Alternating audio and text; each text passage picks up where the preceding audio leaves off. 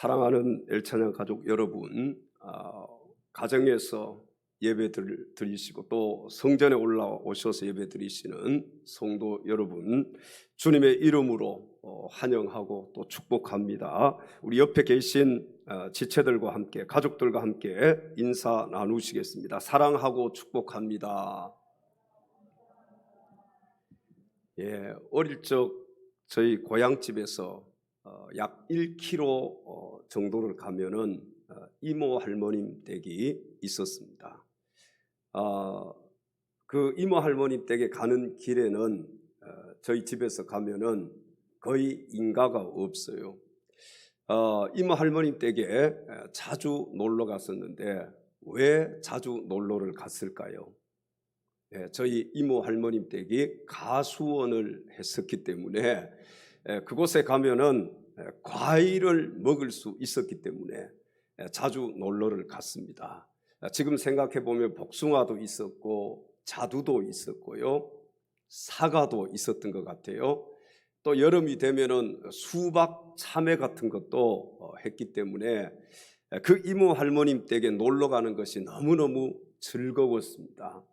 근데 거기 놀러 갈 때에는 저 혼자 가지 않았어요. 꼭 제 동생들을 데리고 갔던 기억이 납니다. 왜 그러냐 하면은 거기 가서 막 놀다가 보면은 해가 지잖아요. 해질 때까지 놀아요. 왜? 재미있으니까, 먹을 게 많으니까. 그렇게 놀다가 집에를 돌아오려고 하면은 어떻게 되겠어요? 혼자 오면은 겁이 나잖아요. 무서우니까. 특별히 왜 겁이 났느냐? 민가도 없었지만은 이모 할머니 댁에서 저희 집 오는 길에 거의 다 오다가 보면은 상녀집이 있었습니다. 여러분, 상녀집을 알아요?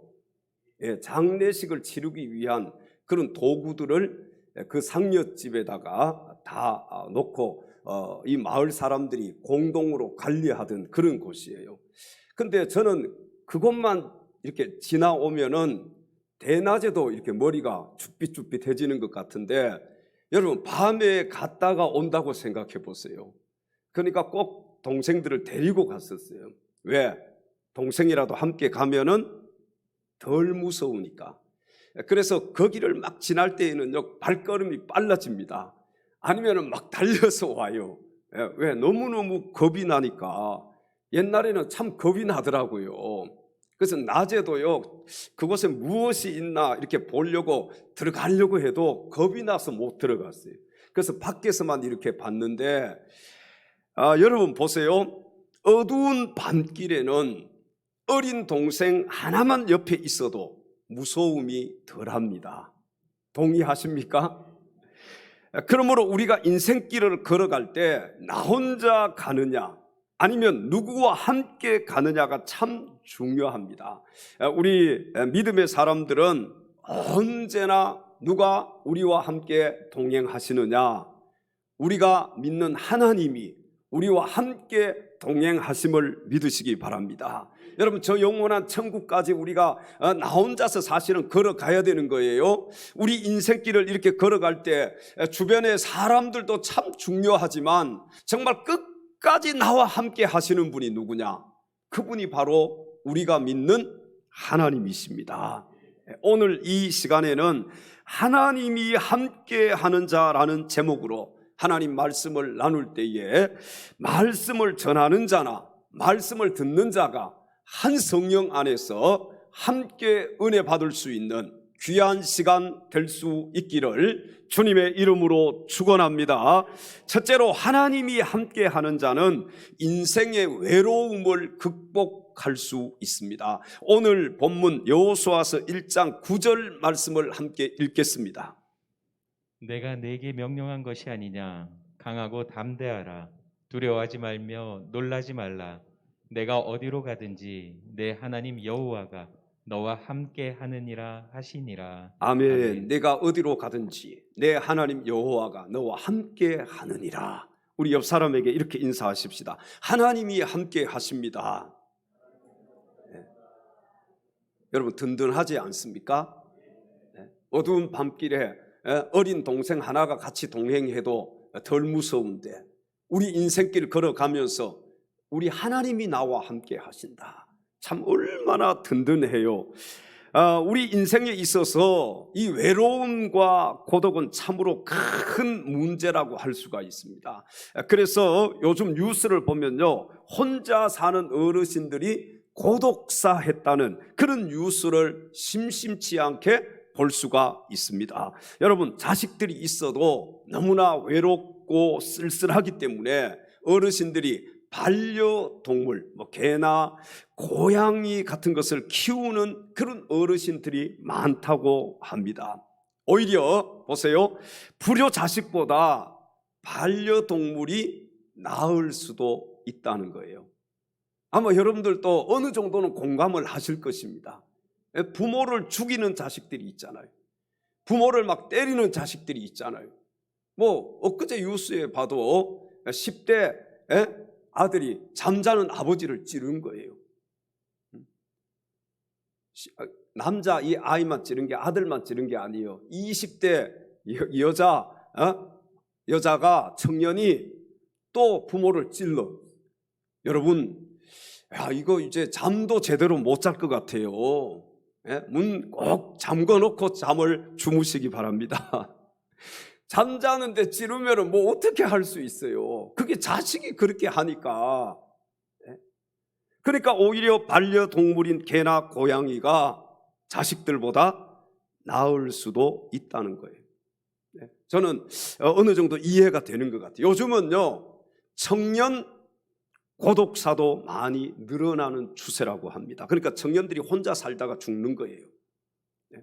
이 청년 무연고 사망자가 최근 3년 새에요 58%가 증가했다는 보고가 있습니다. 몇 퍼센트가 증가했어요? 10%도 아니고 20%도 아니고 58%가 증가했다. 우리 인생은 외롭지만 않으면 살만한 존재인 것 같습니다. 그렇죠? 참 외롭지만 않으면 살 수 있는 그런 존재예요. 여러분, 외롭지만 않다면 산속에 들어가서 혼자 집 짓고 살 수도 있을 것 같아요. 여러분은 어떻습니까? 산속에 들어가서 오지인이라고 하지요. 아무도 찾아오는 사람이 없는 그런 자연인, 오지인, 이런 오지 마을에 가서 혼자 살 수 있겠어요, 없겠어요?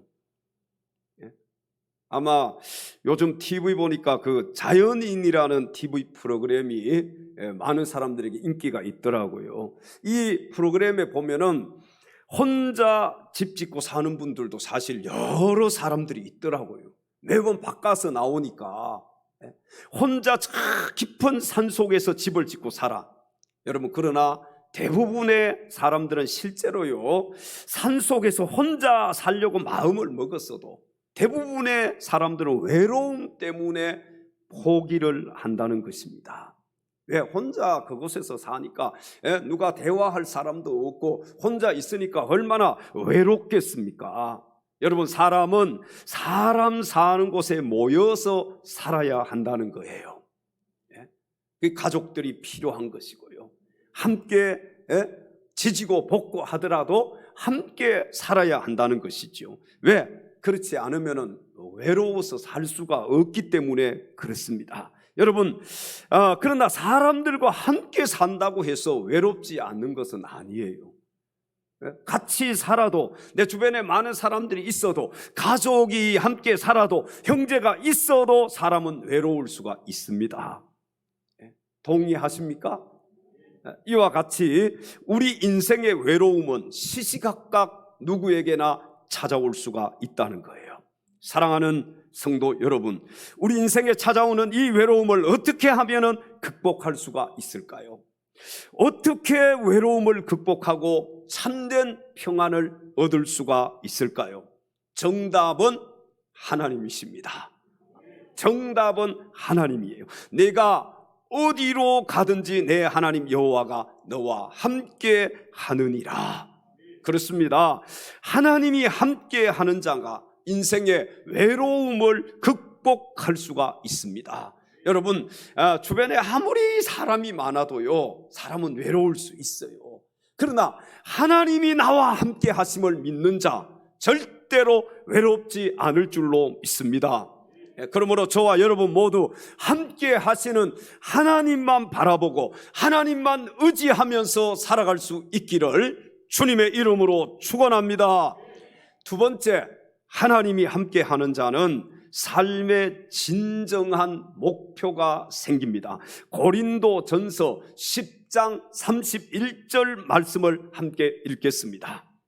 그런즉 너희가 먹든지 마시든지 무엇을 하든지 다 하나님의 영광을 위하여 하라. 아멘. 아멘. 여러분, 하나님이 함께 하는 자는 삶의 진정한 목표가 생깁니다.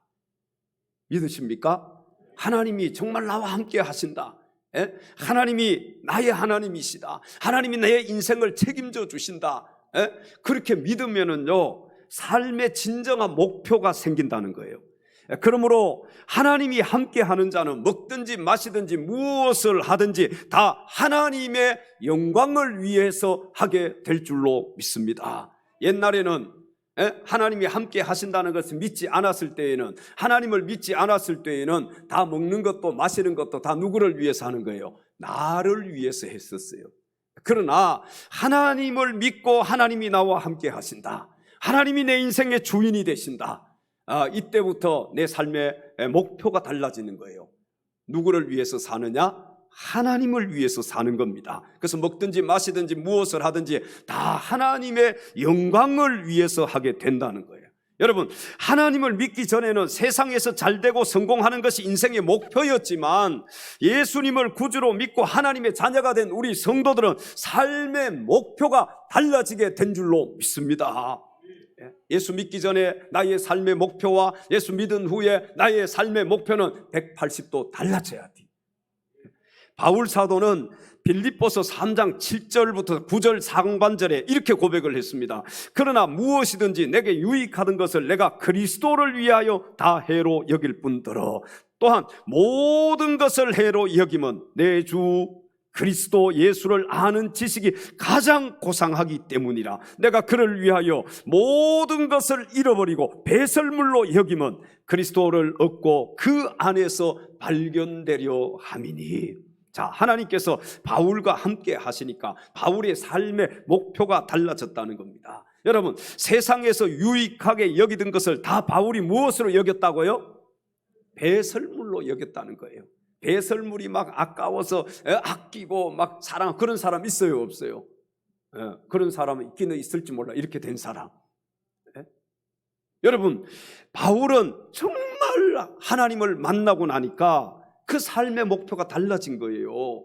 세상 것만을 위해서 살다가 세상 것만을 추구하면서 살다가 이제는 그 삶의 목표가 달라졌어요. 세상의 모든 것은 다 배설물로 여기고 오직 예수 그리스도로 만족하는 바울이 된 것입니다. 우리 다 함께 이렇게 한번 고백해 볼까요? 예수님 한 분만으로 만족합니다. 정말입니까? 진짜예요? 그런데 그렇지 않는 것 같은데요. 주님 한 분만으로 만족하는 것 같지 않아. 여러분, 바울 사도는요, 예수님을 알고 나서 진정한 삶의 목표가 생겼다고 말합니다. 저와 여러분도 정말로 예수님을 만나고 나면은 바울처럼 영적인 꿈이 생기고 영적인 어떤 비전이 우리에게 생기게 될 줄로 믿습니다. 그냥 세상에서 잘 먹고 잘 살기 위해서 세상에서 돈만 벌면 최고인 줄 알고 세상에서 내가 최고만 되면 되지, 그런 마음으로 살았던 사람들이 180도 그의 삶이 달라진다는 거예요. 세상 사람들은요, 삶의 목적지가 있을까요, 없을까요? 삶의 목적지가 없습니다. 그래서 당신은 지금 어디로 가십니까? 라고 이렇게 물으면은 세상 사람들은 무엇이라고 대답하나요? 모릅니다. 그렇게 대답을 해요. 왜 그런지 아십니까? 정말 삶의 목적지를 모르기 때문에 그렇습니다. 우리는 삶의 목적지가 어디입니까? 저 영원한 하늘나라잖아요. 천국이잖아요.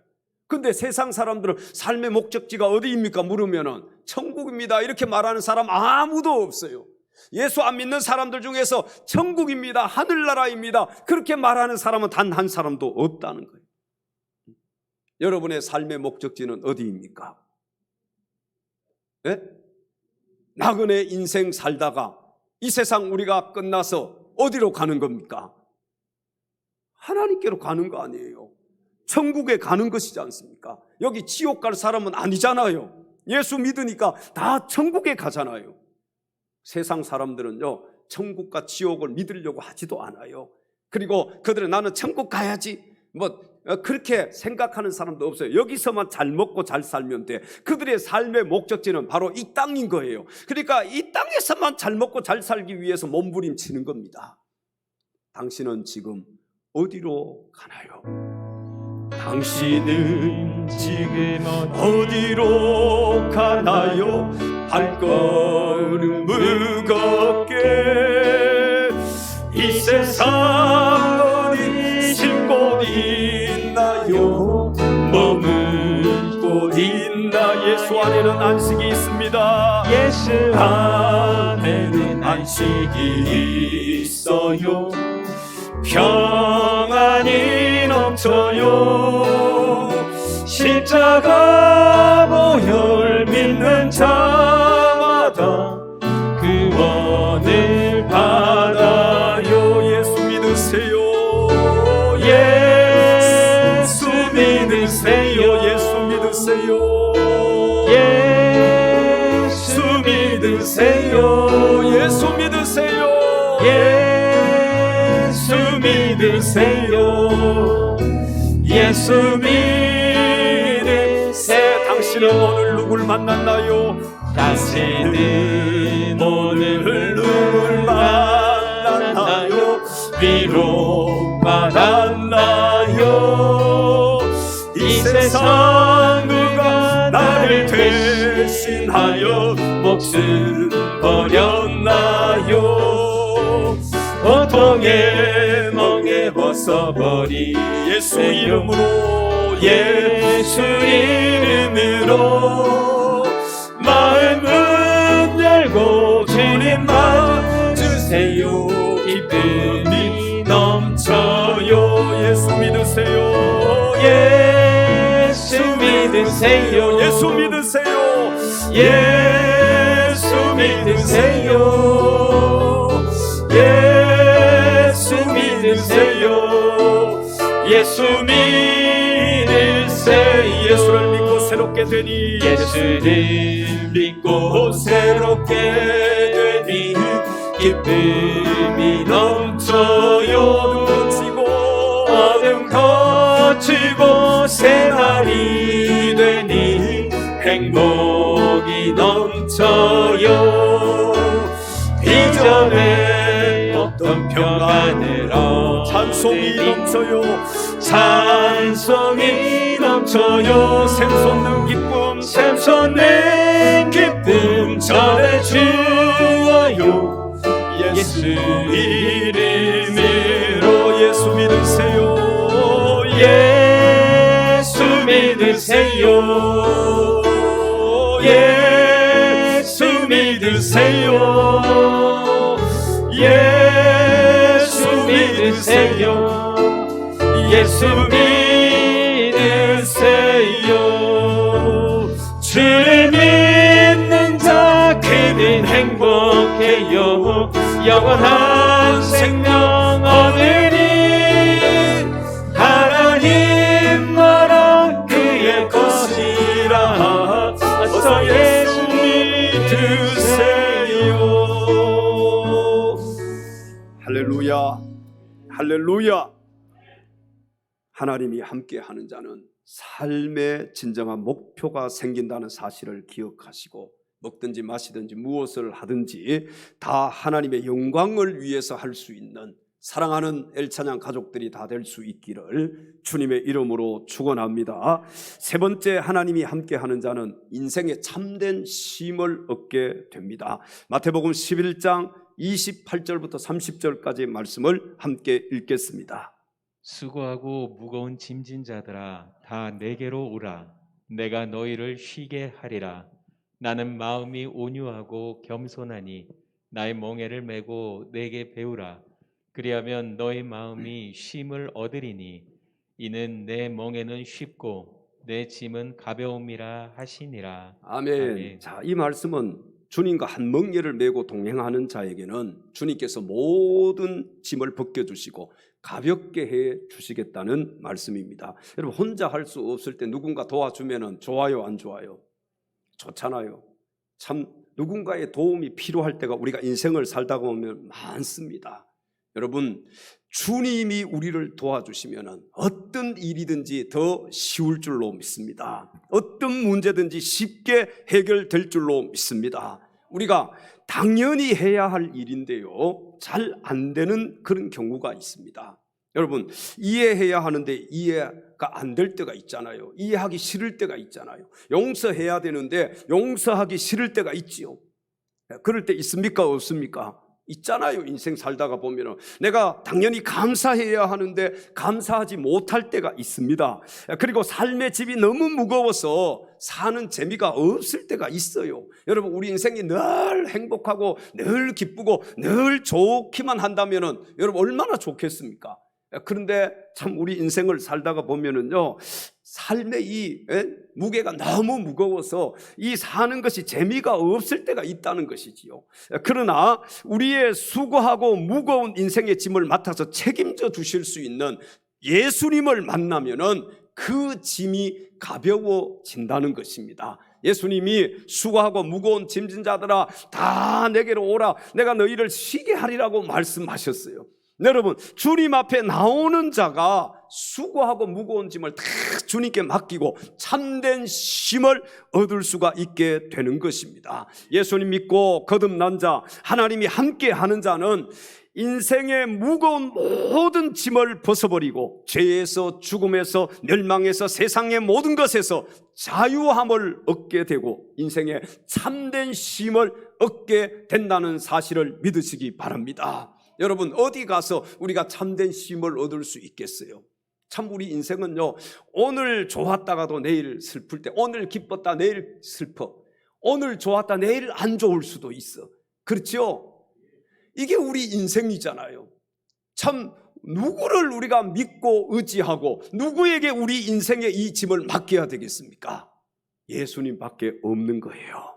여러분, 예수님 믿기를 참 잘했습니다. 우리가 예수님 믿고 끝나는 것이 아니라 예수님께 수고하고 무거운 짐을 맡기면 예수님이 우리의 수고하고 무거운 짐을 다 맡아서 책임져 주시겠다는 거예요. 이 사실을 우리가 믿어야 돼요. 그리고 수고하고 무거운 짐이 있으면 주님 앞에 나와서 주님 앞에 다 고백하는 겁니다. 다 토해내는 겁니다. 주님이 책임져 주십시오. 주님, 이 무거운 짐을 맡아 주십시오. 그렇게 할 때 주님께서 우리의 수고하고 무거운 짐을 맡아주시고 참된 쉼을 얻게 해 주시겠다. 성경은 그렇게 말씀을 하고 있는 것입니다. 여러분, 하나님이 함께 하는 자는 인생에 참된 쉼을 얻게 된다는 사실, 이 사실을 믿으시고 이제는 여러분들이 무슨 짐이든지 괜찮아요. 내가 인생 살다가 부딪히는 것이 있고 가로막히는 것이 있고 내 힘으로 안 될 때에는 어떻게 해야 되느냐? 누구에게 가지고 와야 되겠어요? 주님께 가지고 와야 돼요. 주님 앞에 와서 무릎 꿇으십시오. 그리고 주님께 다 맡겨보십시오.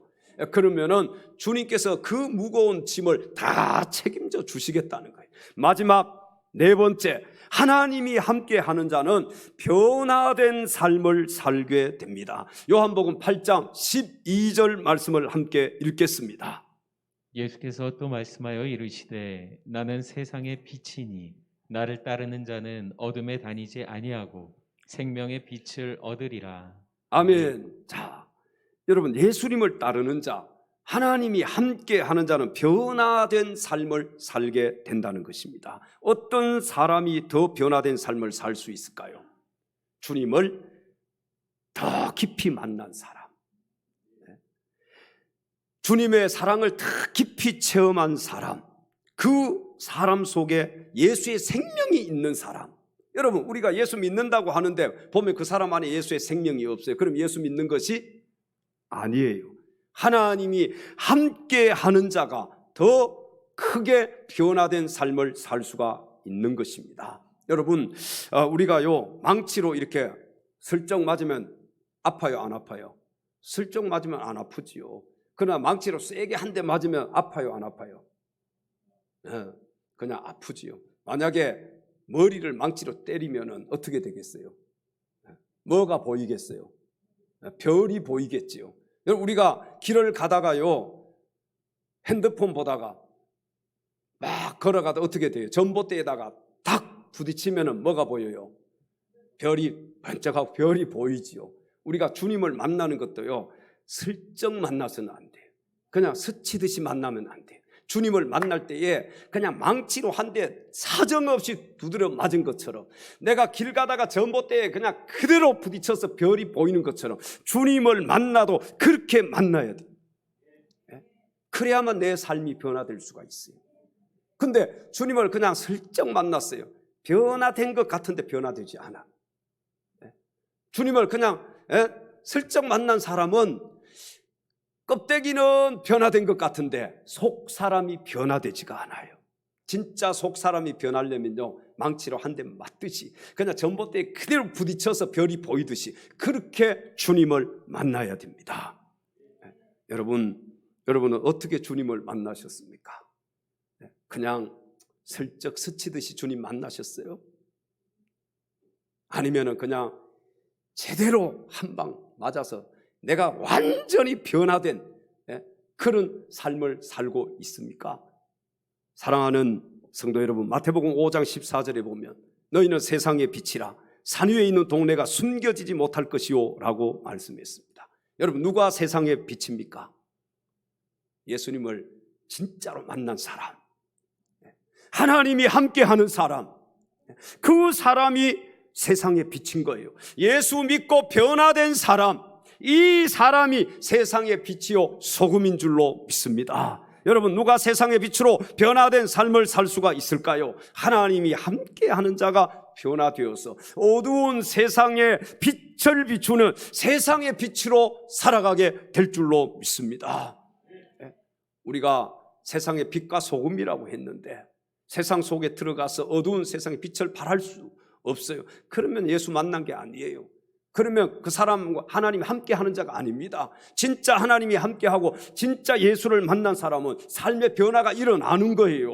어두운 세상에 들어가면은 빛이기 때문에 그 어두운 것을 비춰주게 되어 있는 겁니다. 맛을 잃은 세상에 들어가면은요, 이 맛을 잃은 세상에 맛을 내는 소금이 될 수 있는 거예요. 근데 제대로 주님을 만나지 않았기 때문에 세상 속에 들어가도 빛이 되지 못해요. 맛을 잃은 세상에서 소금이 되지 못하는 거예요. 여러분, 주님을 만나되 정말 제대로 주님을 만날 수 있기를 바랍니다. 성경에 보면요, 제대로 주님 만난 사람이 있어요. 이 사람은요, 오직 돈밖에 몰랐어요. 돈. 누구일까요? 신약 성경에 나오는 세리 누구예요? 삭개오잖아요. 삭개오. 이 삭개오가 예수님을 만난 후에 삶이 변화되었는데 어떻게 변화되었느냐? 누가복음 19장 8절 말씀에 보면은 삭개오가 이렇게 고백을 하는 것을 볼 수가 있습니다. 내 소유의 절반을 가난한 자들에게 주겠사오며 만일 누구의 것을 속여 빼앗은 일이 있으면 내 갑절이나 갚겠나이다. 여러분, 자기 소유 절반 뚝 떼어서 가난한 자들에게 줄 수 있을까요? 절반이 아니라 100분의 1도 주기가 어렵습니다. 100분의 1 주기도 어려워요. 세리 삭개오는 많은 재물을 가지고 있었던 사람. 왜? 예수님 만나기 전에는 오직 뭐예요? 돈밖에 몰랐잖아요. 그러니까 돈을 끌어모았던 사람이에요. 근데 이 삭개오가 예수님 만나고 난 후에 그가 변화되니까 내 소유의 절반을 가난한 사람들에게 나누어 주겠다는 거예요. 내가 만일 누구의 것을 속에서 빼앗은 일이 있으면 몇 갑절을 갚겠다고요? 네 갑절을 갚겠다는 거예요. 10,000원 빼앗았으면 얼마로 갚겠다는 거예요? 40,000원으로 갚겠다. 이게 쉽겠습니까? 여러분, 10,000원 빼앗았는데 10,000원 갚기도 힘든 거예요. 10,000원 빼앗았는데 내가 40,000원 갚겠습니다. 10,000원이라고 하니까 별로 와닿지가 않는 것 같네요. 1억을 내가 빼앗은 것이 있으면 4억으로 갚겠나이다. 여러분, 쉽겠어요? 이게? 어려운 것입니다. 사랑하는 성도 여러분, 하나님이 여러분과 함께 하심을 믿습니까? 그렇다면 세상의 빛 빛과 소금으로서 변화된 삶을 살아갈 수 있기를 바랍니다. 누구처럼? 삭개오처럼요. 너희는 세상의 빛이요. 너희는 세상의 빛이요. 너희는 세상의 소금인데 세상의 소금인데 당신은 왜 거기서 칼꼬리로 방황하는가? 너희는 사랑의 예수님을 사랑의 예수님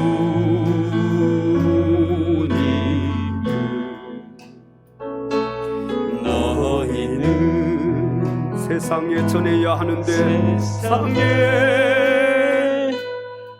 전해야 하는데 당신은 왜 도리어 주님을 원망하는가? 들리자니 너를 부르는 주님의 음성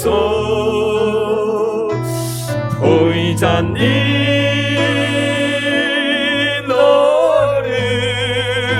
찾는 주님의 모습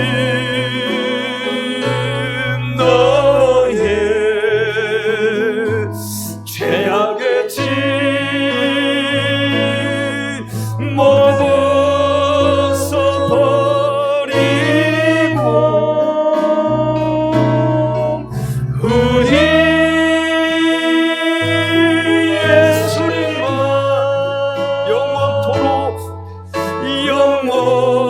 영원토록 찬양하세. 할렐루야. 여러분, 저와 여러분은 세상의 빛입니다. 어두운 세상 속에 들어가면 이 세상이 밝아져야 됩니다. 우리는 세상의 소금이에요.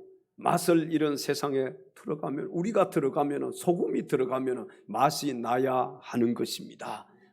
저와 여러분은 세상의 빛과 소금이다. 주님이 그렇게 말씀하셨어요. 우리 옆에 계신 가족들에게, 지체들에게, 야, 너는 우리 아이들에게는 세상의 빛과 소금이다. 또 부모님들에게 세상의 빛과 소금입니다. 그렇게 인사하시겠습니다.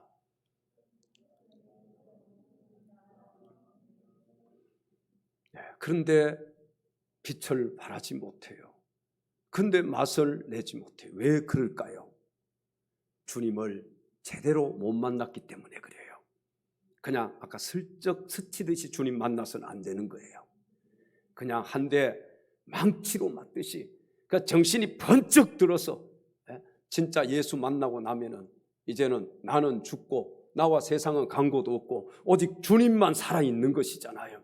그러니까 세상에 옛날에 나는 없어져야 되는 거예요.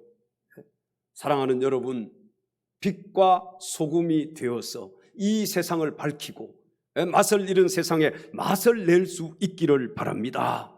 사랑하는 넬찬양 가족 여러분, 이제 말씀을 맺겠습니다. 하나님이 여러분과 함께 하심을 믿음으로 시시각각 밀려오는 인생의 외로움을 잘 극복하고 삶의 진정한 목표를 가지고 인생의 참된 쉼을 얻으며 세상의 빛으로서, 세상의 빛과 소금으로서 변화된 삶을 살아갈 수 있는 사랑하는 엘찬양 가족들이 다 될 수 있기를 주님의 이름으로 축원합니다.